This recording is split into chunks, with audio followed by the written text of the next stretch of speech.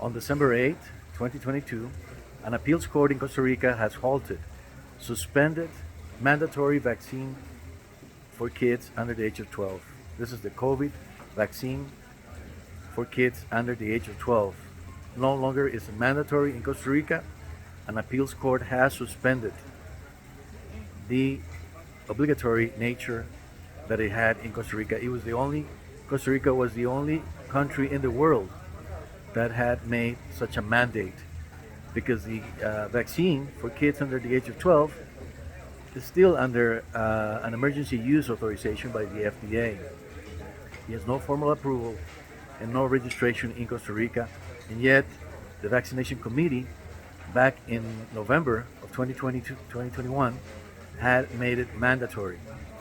The court is now reviewing the case on its merits, but it has granted an injunction and has suspended the mandatory nature of the vaccine in Costa Rica, which is a good news for parents, many of whom were concerned that this was made obligatory indiscriminately. There's no exceptions except for medical exceptions, and parents were being persecuted by schools, by the health ministry, by the institution which is in charge of child welfare. So it has been received very positively by most parents in Costa Rica that this court has granted the injunction requested by myself, Arcelio Hernandez.